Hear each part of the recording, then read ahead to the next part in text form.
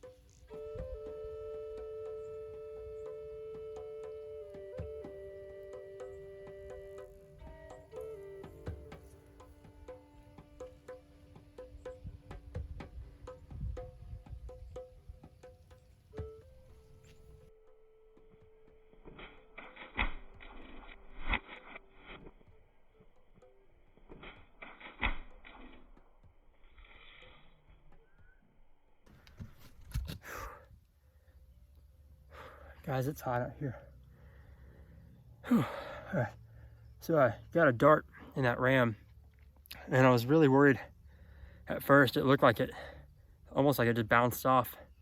But I went and got the dart, and the foreshaft was broke off in the ram. So it looked a little high, and maybe just not really too far back, but just a little bit high. But I was up high and I was close to the ram, so I think it was angling down enough that I got lungs. But I'm gonna give it a little bit and we'll start tracking.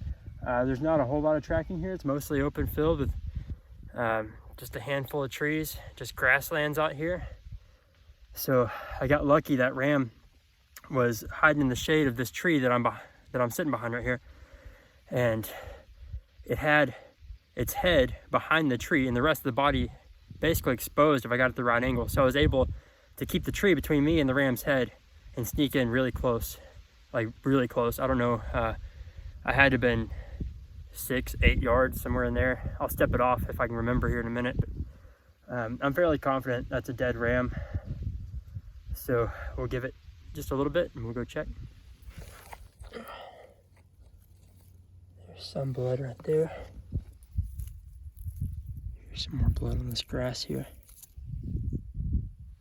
Alright, I got a little more right there. Alright, there's our ram. There wasn't too much tracking because it's mostly just open grasslands out here. Need to make it too terribly far. Just make sure that he is dead. Yeah, he's not breathing anymore. There's our foreshaft sticking out. I'm really happy and really proud to have gotten this done with the atlatl and dart. I'm happy that I could showcase how efficient and ethical this technology can still be if you get a good hit. The hard part is getting in close enough, and that is difficult. Luckily, this ram was in the perfect position with its head hidden by that tree that I could get in really close. I think I stepped it off at about 7 yards. So I got in really close, and with a 6-foot dart, you know, that's not a lot of ground to cover. So it worked out really well. I put a dart through the lungs. I thought I hit kind of high, and I was worried, and it almost seemed like my dart bounced off. But once I got up there, I could see the foreshaft had broken off in the ram, and I knew that it was probably a dead ram. So I gave it a little bit of time, and honestly, it didn't make it too far. Just in this field back behind us here, there really wasn't a whole lot of tracking. I went and found some of the blood just for fun, but not a whole lot of tracking, and I'm really happy, really happy.